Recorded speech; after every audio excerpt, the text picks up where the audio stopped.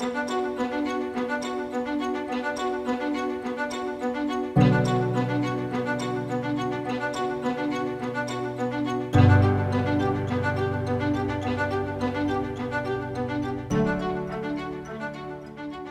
folks, my name is Mike Dobbs and I'm your host for another episode of Government Matters here on Focus Springfield.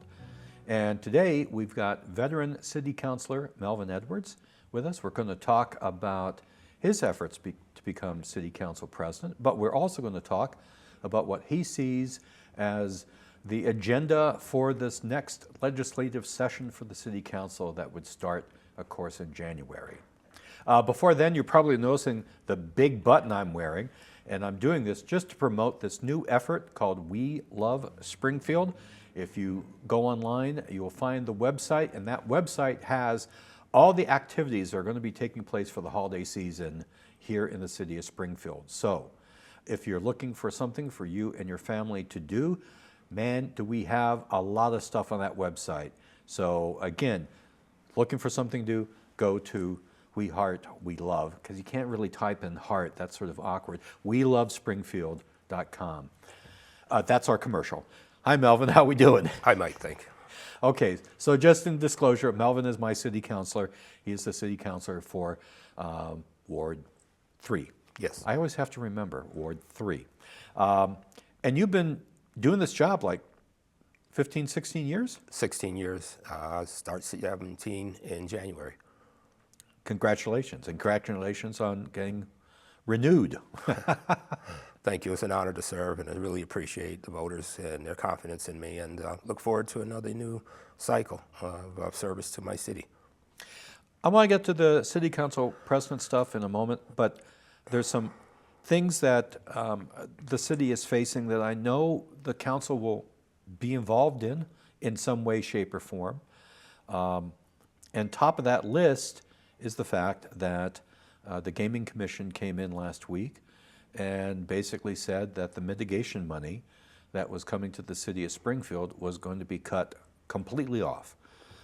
There has been a decrease over the years, but now I think the last time we got over 300,000 and now we're down to nothing.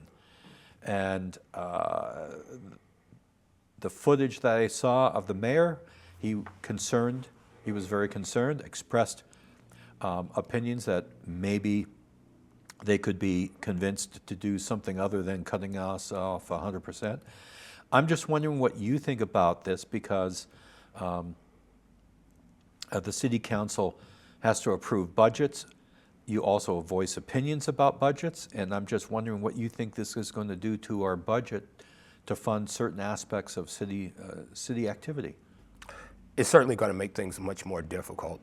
I don't think this is a dead issue yet. I mean, of course, the state has already said they're cutting it, but I'm hopeful that our local legislators can convince the people in Boston the importance of that funding, because it's not just Springfield, but it impacts also West Springfield, Longmeadow, East Longmeadow, the surrounding communities.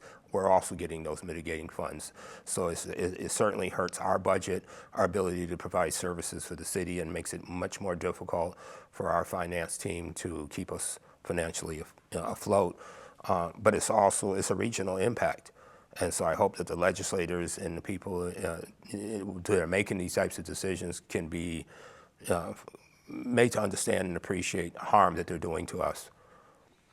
Well, yeah, especially in light of what is happening on the federal level, the city has had instances where funding was granted to the city on the federal level, and now that funding has been pulled back.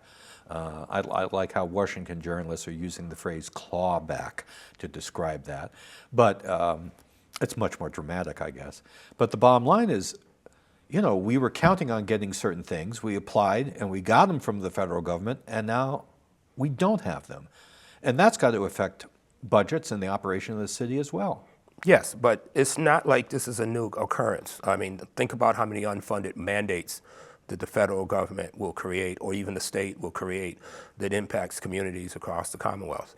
So the thing is those who are in the position of managing the finances of the city, We've had these types of bumps before. There was a time when we didn't have MGM's mitigation gaming funds, and we were able to manage the city. The city's finances, they've done a yeoman's job over the years. Our finance team has won consistently awards from year to year because they've been able to manage with whatever we had at the time. So first of all, I have confidence in the people who are in that team. I have confidence in the administration that we're going to be able to weather this storm as well. I don't believe that it was the right decision to make. I don't think it's fair, but I'm hopeful that this is not a dead issue. Does this it puts additional pressure on the finance team? Does it also put additional pressure on the council in terms of making sure they understand what's going on, so when votes come before them, they can hopefully do the right thing to make the city a little bit more financially secure? I believe that, from my position and from the perspective that I bring to the table is that I try to bring a holistic view to it. I'm excited you made reference to We Love Springfield campaign. That's something that I have been, even before I came on the city council 25 years ago, complaining about the fact that we didn't market ourselves as well as we should, talking about the fact that we have so many beautiful things to draw people to us and how that could spur economic investment and development along the city, but we weren't doing what we should have been doing to actually draw more funding.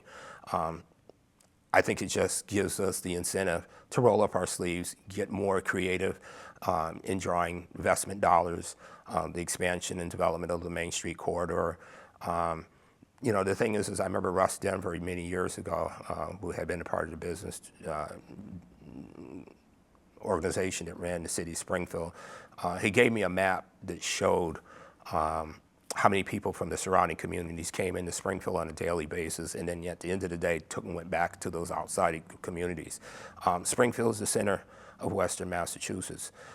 We're the city of first on many levels, and there's so many opportunities for us to be able to create revenues, but we have to put our name out there. Sometimes we are our own worst enemy because we know where all our skeletons are. We know all of the areas that aren't as unsavory a little bit or not as nice as, but generally people come to cities for their attractions, and we do have attractions. We have the Dr. Seuss Museum. We have a beautiful museum system that's a signature to Smithsonian and to the Louvre, and we have the Springfield Armory. We have the Basketball Hall of Fame as the birthplace of basketball.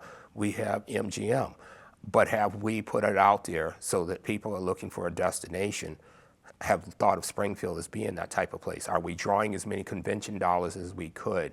So these are the types of things where I think, as a city councilor, myself and my colleagues, we will work with the administration to try to increase opportunities.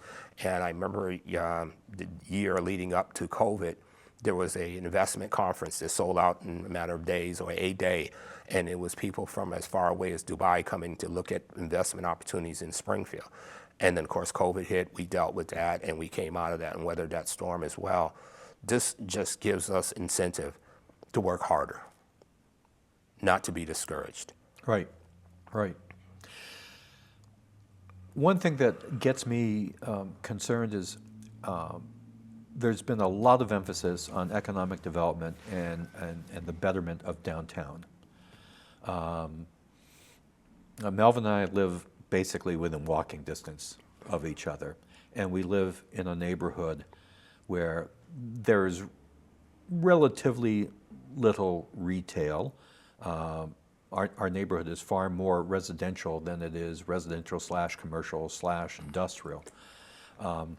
And there's a lot of times I'm wondering, has there been enough emphasis on economic development within the various neighborhoods, within our neighborhood and Old Hill and Pine Point and Indian Orchard, for instance?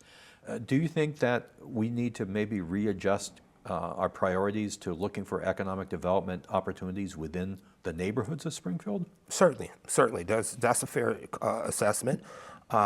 Typically, most people, when we're trying to, when we talk about revenues and we talk about ability to address the tax base and the increase, the generally, every year we increase the taxes, whether the values are going up or down, people's tax bills are going up, the utility bills go up.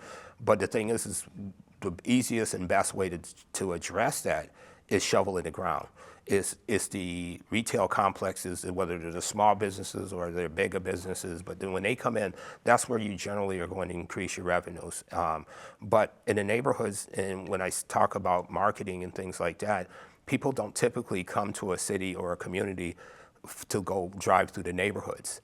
They come to see wherever the Hall of Fame is or the museums are, and that's why the main streets are so valuable. You did mention Indian Orchard, but Indian Orchard has a main street, so that's where you really want to spend investment dollars. In the neighborhoods, particularly where we live at, we have two particularly underserved business corridors that are just conduits for people coming either from Long Meadow, East Long Meadow, to get to State Street to go east or west. So to get to the Mass Mutuals, to get to the Bay State, they'll come through Walnut Street, they'll come down Hancock Street. But they're, as I've said to people, what is on either side of the curb to make anybody traversing those paths to want to stop and spend money? Now, does that mean we should not invest in those communities? No. We live in the path of the tornado. We are very proud, at least I'm very proud of what Central Street looks like. From the tragic events of that day, we have a new school. I went to Brookings it was the first school I went to, so it was 1964, 1965, I was at Brookings. It was not a star on a shining hill then. And the thought that at the time of the tornado, we didn't need a new school, we wouldn't have got a new school if it hadn't been for the tornado. If you look at Central Street and the beautiful housing that is along Central Street, we wouldn't have got that if it had not been for the tornado. So the fact that there was an investment in the neighborhood was because of the opportunity, as I said, for people who make and build housing to make money. And they were brought here because of a tragic events. But that would have not have occurred if it had not been for that storm. So long story short is we need to invest in our neighborhoods and make sure quality housing and investment in the mom and pops and small businesses that would be in the neighborhoods. But people who are going to bring the dollars and the big dollars, that's Main Street, that's Boston Road, that's Sumner Avenue. Those are the big corridors and the places where you're going to create enough revenue where I can actually have an impact on your taxes. Yeah, for folks who have never been on Central Street, traveling on Central Street about 4:30 to 5:30, there is a stream of traffic that's coming up from downtown, a stream, and they're all heading into the suburbs.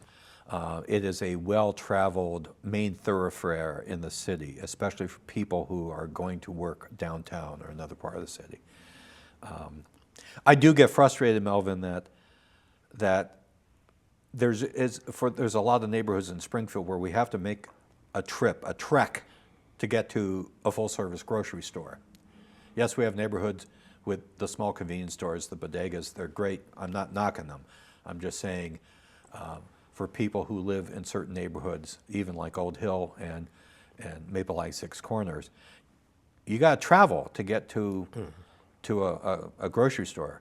And I had always hoped that we would see at least one, maybe two more inner city grocery stores, because that would help a lot of folks in our neighborhood. Some of whom don't drive. Some of whom, you see them walking with their shopping carts down the street to head to a market.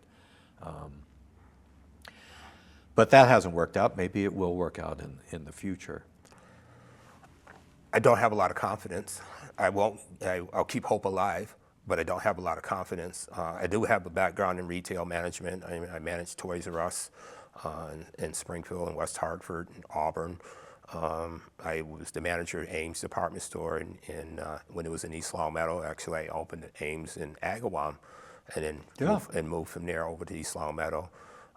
So because of that, I kind of understand and appreciate where, as residents, what our desire and need has to align with the businesses who make money, they're making their determinations on the income of the residents, the pilferage rate. There's many factors that go into it. So I don't necessarily have a confidence that that's going to change. I know there's been people who've done yeoman's work and have been advocating for years on the unfairness of it and trying to get the big Ys, the Stop and Shops, the big name places to come build in there. But until their interests align financially, I don't see it happening. And there's a reason why we don't have Whole Foods or Trader Joe's in Springfield, and a lot of it, we're doing the right things. I think we're starting to point in the direction of doing the things that are going to change that and eventually draw those types of places, but we're not right there yet. But that doesn't mean we don't put the work in to get it done. Now, I know that you and every other member of the council, in fact, everyone in the city of Springfield has absolutely no sway over DCAM's decision about where to put a courthouse.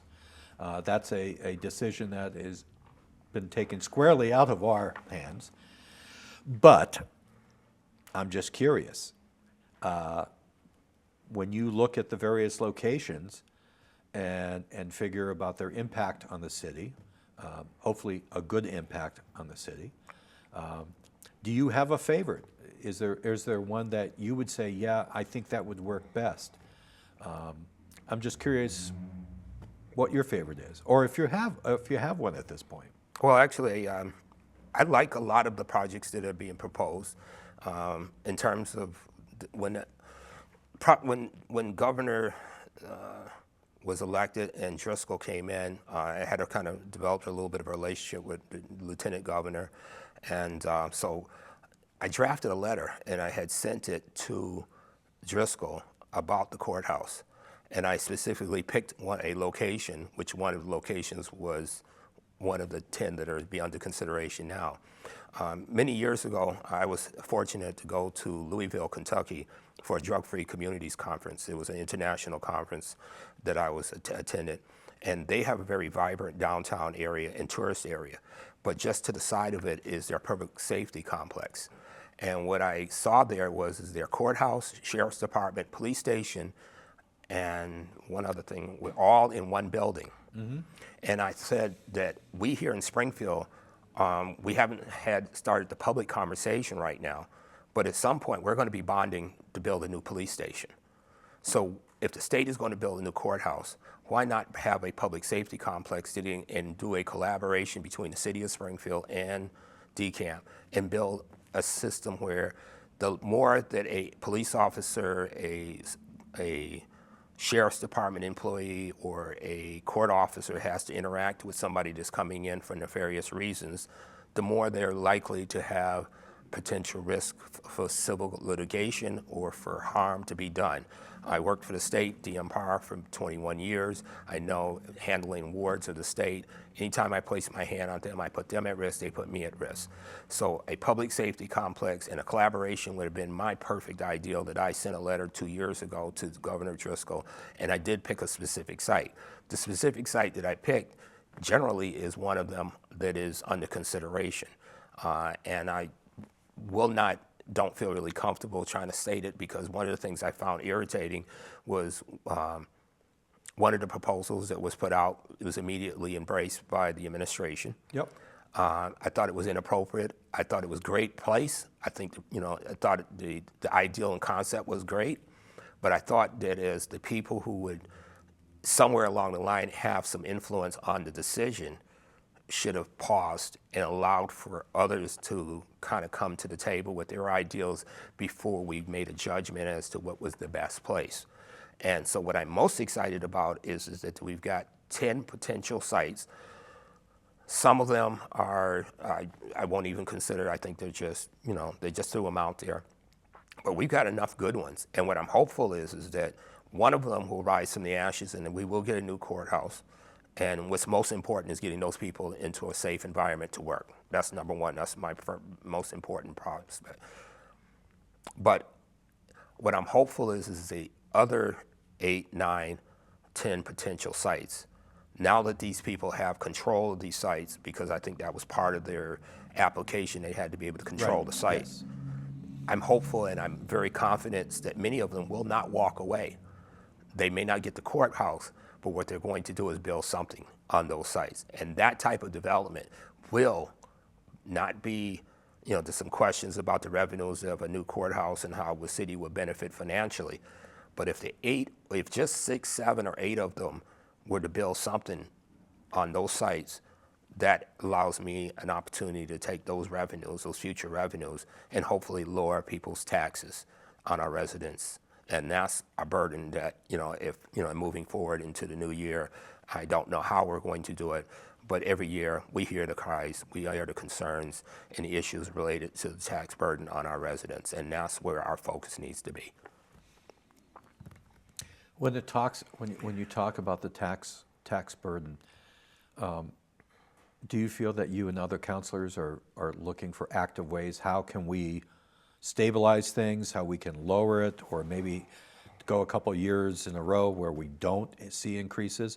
Or is it simply the nature of the cost of government now that we're going to pay a little bit more almost every year? I think it's the second part. In an ideal world, it would be the first part where we figure out some creative ways to actually take some relief off, but I don't anticipate that happening anytime soon. The reality is that the cost of everything keeps going up, and people, our utilities are going up, but so aren't the utilities of the city. And every police car, every fire truck, every public service vehicle, they're buying gasoline as well, and their utilities. We heat the schools. That was always the thing about the charter schools, versus the public schools. The classroom still has to be lit. It still has to have the heat for the building. So it doesn't matter if there's 5 kids in the room or there's 50 kids in the room. The heating bill stays the same. The cost of labor contracts, none of them go up. Most citizens have no clue how much a fire truck costs. Oh, they're expensive. They are very expensive. We just, the cost of, equipping our police officers with the equipment they need to be able to do their job safely. Our firemen don't always have all the best, most, up-to-date equipment to keep them going home healthy to their families at the end of their work shifts. So, the thing is the cost of everything. If you're living and concerned about your taxes going up on a regular basis, just take a deep breath and think about your household expenditures. Have any of them gone down? And if they're not going down for you, then how can you expect them to be going down for the city? It's not, our salaries are going up, our cost of doing business are going up, and do I have confidence that is an easy way out of that? No. I think, once again, I come back to the ideal that the way we expand and increase our revenues is for those who know how to make money, who have choice about where they invest their dollars. Are we making Springfield one of those places where they feel like this is a good place to put my investment dollars? Does the city council and does the operations of the city encourage investment? There's developers and contractors who won't do business in the city of Springfield because it says it's too cumbersome. I've expressed that it's not fun. I've said it in a public meeting. It's not fun to come before the city council to get business done. We've got to think about how welcoming we are. We don't have to just fold over and roll over and just, give anybody anything they want. We need to hold contractors, developers, people who want to do business in our city. We have to hold them accountable. We have to raise the expectations of what we are willing to accept. But we can also streamline the process so that it's not so arduous when they have a choice about where they're going to go with their investment dollars. Let's make sure we're doing that as well. Just like we work to make Springfield the type of city where we don't need to have residency requirements because we're such a shining star that people want to live in the city of Springfield. I'm going to lobby you here for a couple moments. City Councilor Jose Delgado has been pushing the idea that we need to investigate having a municipal internet service. We've seen Chicopee get into this. We've seen Westfield get into this. And I know that he's been talking about it. Everyone recognizes that having broadband in your home is really important. We found that out during the pandemic when we had our school kids at home trying to do school remotely. Having access to high-speed internet was essential for them.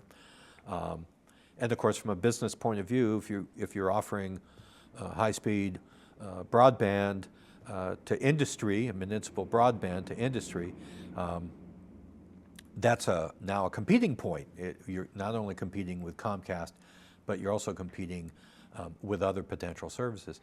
What do you think about looking into this and trying to maybe have a pilot program for a municipal internet service? I think it's a great idea. It's not a new concept or idea, No. but it's certainly, I applaud. I know Jesse Lederman had talked about that as well Yes. when he was running for mayor. Well, Jesse and I have been together since he was 17, so this is not a new conversation for us. I applaud Councilor Delgado for bringing this to the forefront again, once again. It's an excellent idea. It certainly should do. We have the data center, the backup data center is right on Elliott Street, where in the shell of the place where I actually went to high school. Tech High School. Yes, and next door where I went to elementary school at Cathedral Grammar School. But the thing is, we know, and it's factual, that the investment in that type of infrastructure would actually create jobs, better paying jobs, and actually raise our tax base. It is one of those things that could draw people in investment dollars into the city. To me, it's a no-brainer. It's not a new concept. Sometimes it's people get nervous when we start talking about the government doing certain things. I happen to be of the feeling that there are certain things as we've evolved that are just basic. Not only am I interested in the internet, I believe that everybody is upset with EverSource because the electric bills keep going up and what have you. To me, my personal feeling is there's certain basics for us to have a quality of life: clean water, electricity, heat, and any of those entities that are where the provider interest and loyalty is to their shareholders. Right. We are at a disservice. Those should be public utilities. Now, I know that, I believe as John Adams said, that if men were angels, we wouldn't need government. Well, the role of government, from my perspective, should be to provide those basic services like clean water, like electricity, like heat. But the thing is when EverSource and other entities that provide those resources are more interested in the bottom line and the dividends that they're going to pay to their investors than they are to the people and the customers who need those services in order to live. I mean, the Attorney General was here yesterday and we were listening to the conditions of, some of the housing issues and how people were living. You have to have these basic services. So that's where government should be in, because then when government is running it, it may not run as efficiently as a private sector. But what you do is you take out the profit part of it. The revenues you create should go back into infrastructure. The revenues you should create should go into salaries of the people who provide the services. But you take out the incentive to make a profit, and that's where government should be have a role in this. So we got to wrap up. Okay. And so I got to ask you, after all these years on the council, why are you interested in the city council president job? I think that it's just it's something I've considered. I ran a few years ago when it was a three-way race between myself, Marcus Williams, and Justin Hurst.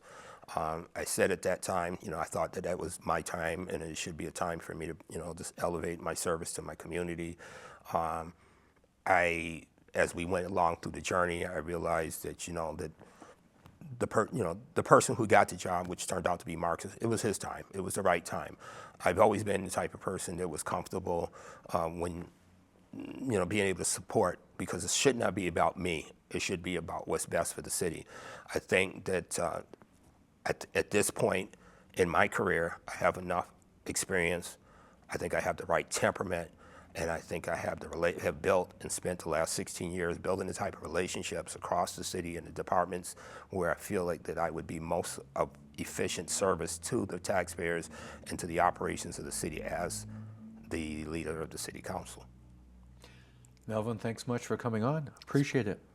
Thank you, Mike. It's always a pleasure to talk to you on and off record. And folks, that's another edition of Government Matters here on Focus Springfield.